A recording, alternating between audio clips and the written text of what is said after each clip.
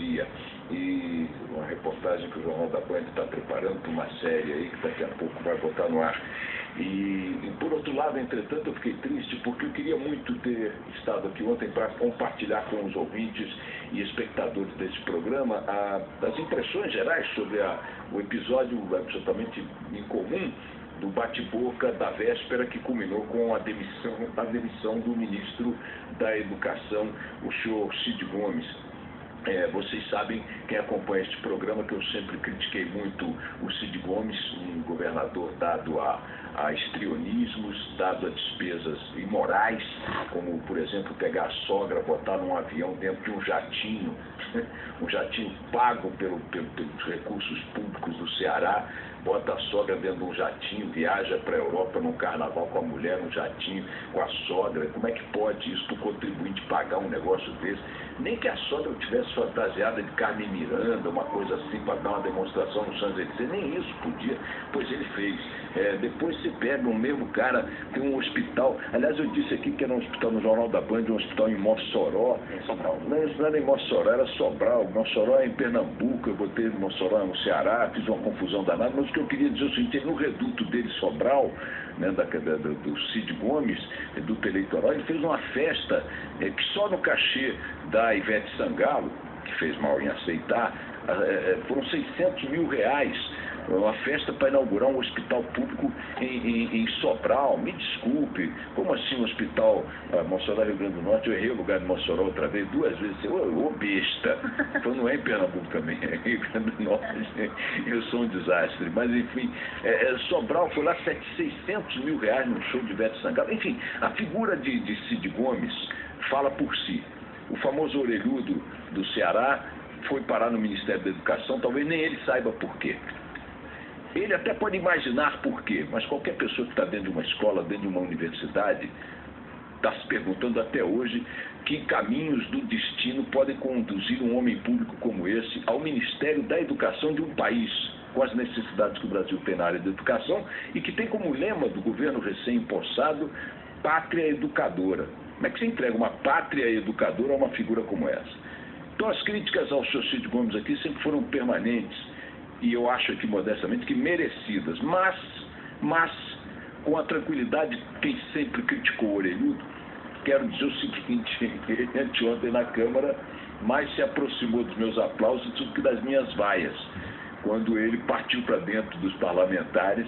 Olha, se a gente for analisar o currículo, a biografia de alguns que insurgiram ali, se juntar a biografia política da família de alguns que levantaram, não pode fazer isso aqui não, tratar de... Olha aqueles sobrenomes, meu Deus, mamma mia. Olha, então, enfim, o que o Cid Gomes fez, apesar de ser o Cid Gomes, é algo que todos nós, naquele tipo de situação, gostaríamos de fazer. Aqui tem achacador, aqui tem picareta, aqui tem ladrão, aqui tem corrupto, aqui tem o diabo, porque tem mesmo. Aponta os nomes, não enche o saco. Aponta vocês não sabem, vocês convivem todo dia dividindo propinas e outras vantagens, não vão saber quem são quem. Ora, imagina. Então é o seguinte, mantenho as minhas permanentes críticas ao Sr. Cid Gomes, que ele vá, como ex-ministro, ele tem muito a contribuir para o Brasil, não pelo que vai fazer, mas pelo que deixou de fazer. Tirar Cid Gomes do Ministério da Educação foi ótimo, mesmo que lá coloquem alguém que a gente tenha que criticar depois. Mas esse foi o grande ganho que nós tivemos nessa operação toda. E o outro aspecto é vê-los brigando, batendo boca em torno de verdades recíprocas. Porque uma coisa, vocês não tenham dúvida, o Cid Gomes atacou um ambiente político falando verdades, mas ele é parte desse ambiente. Ele é exatamente parte desse ambiente. É a mesma coisa, se não fosse parte desse tipo de ambiente de tomar lá, da cá, me dá um naco aqui que eu vou fazer ali, não estaria ministro da Educação. Então, o tipo de negociata, de acordão, de baixaria, que coloca o Estado brasileiro de joelhos diante dos partidos políticos, é o tipo de composição que levou Cid Gomes para o Ministério da Educação, embora ele tenha saído de lá disparando corretamente contra esse ambiente. O que ele falou, portanto, mais merecia de suas excelências uma reação acolhedora do que aqueles discursos apopléticos. Não fale isso da gente, hein? Não fale isso da gente, mas está caindo dinheiro do seu bolso aí, cara. Não, mas... Mais sensacional do que isso mesmo foi ontem o depoimento do nosso Renato Duque na CPI da Petrobras. Essa CPI é um circo, não podia deixar de ser diferente, sendo uma CPI de parlamentares, constituída num ambiente formado por suspeitos de envolvimento no escândalo que está sendo investigado.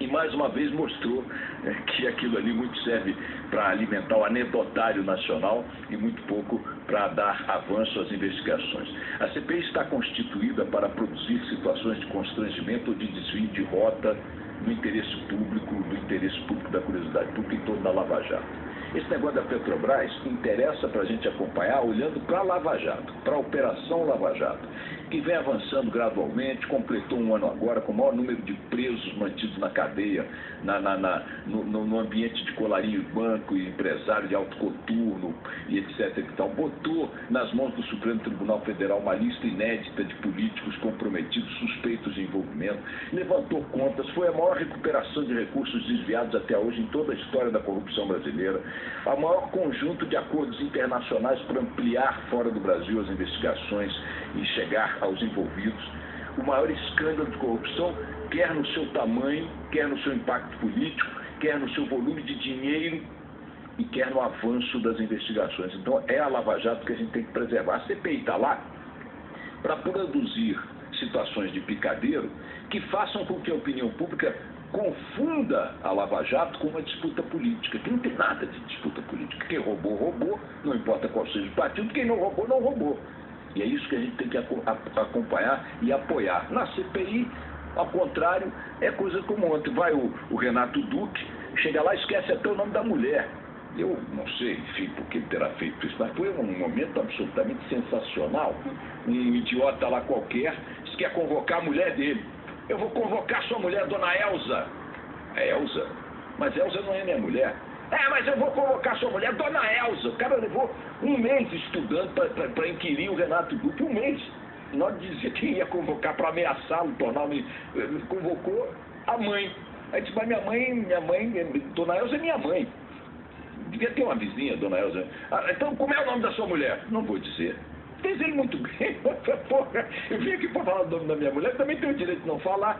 Vocês não falam rigorosamente nada e o circo produziu como sempre. Aí um abraço, o senhor é um vagabundo, o senhor é isso, o senhor é aquilo. Olha, para xingar o Renato Duque, deixa que eu xingo.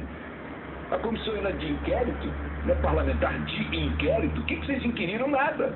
Agora, não dava para perguntar antes ao advogado do Renato Duque, olha, a gente está querendo convocar o Renato Duque. Ele tem interesse em falar com a CPI? Ele diria não. Então, para que levaram de Curitiba para lá, num avião pago por nós, para voltar para Curitiba depois, num avião pago por nós, com escolta da Polícia Federal, para esses palhaços, esses idiotas aparecerem na televisão como se estivessem, de fato, inquirindo alguém, tirando de alguém informações de interesse público. Finalmente, Dilma ontem negou que vai fazer reforma ministerial. Disse uma coisa que também faz todo sentido. Reforma ministerial não resolve os problemas. De fato, não resolve, Dilma. Você tirar A para botar B, não resolve. Até porque põe-se A e põe-se B aqui no Brasil não em função do seu talento, do seu conhecimento específico na área de ciência e tecnologia, na área de esportes, na área da educação, na área da saúde. Põe-se em função dos acordos partidários para conseguir apoio no Congresso. Então, quanto mais ministério, numa lógica governamental e política como essa, pior para nós, que temos que pagar aquelas estruturas. E tem razão ela, diz que nessa realidade moral, ela não disse isso, quem está dizendo nessa realidade moral e ética da política brasileira, pouco faz se você põe uma abóbora, um nabo, uma trozoba no Ministério da Educação. Qual é a diferença? O cara não está ali porque é um educador, porque é um formulador, o cara está ali porque é do partido A, B ou C, precisa do tempo da televisão, precisa dos votos no Congresso. Então, nesse sentido, quando ela diz não vou fazer reforma política porque resolve a política, não resolve os problemas, está certo. Agora, talvez resolvesse uma parte dos problemas, não é trocar um ministro pelo outro, é cortar ministérios, viu? Isso é que você tem que fazer, viu? 39 ministérios, que sentido tem isso? Aí eu pedi para levantar aqui, para a Letícia Furacão levantar o seguinte: o Brasil tem 39 ministérios, Tatiana Vasconcelos, 39. Essa orgia, isso é uma orgia. Se você apagar a luz, olha, é uma festa. 39 ministérios. Quantos tem os Estados Unidos? aquela maior potência mundial. 19, manda no mundo. Ele faz o que quiser com você, comigo, com todo mundo. Manda, 19 ministérios. E a Argentina? Porque aí a gente podia dizer, bom, vem aí um país meio que esculhambado igual a gente, vizinho, com as mesmas confusões e tal, bababá. Bom, a Argentina, aí realmente a Argentina tem 17. Tem 17. Quem é que precisa de 39 ministros para fazer o que quer que seja? Para dar emprego a indicado de Sarney, a indicado de Renan, a indicado de Eduardo Cunha? Ora, para com isso. Aliás, presidente, dá uma boquinha aí. Vamos nessa. Isso aí. Semana que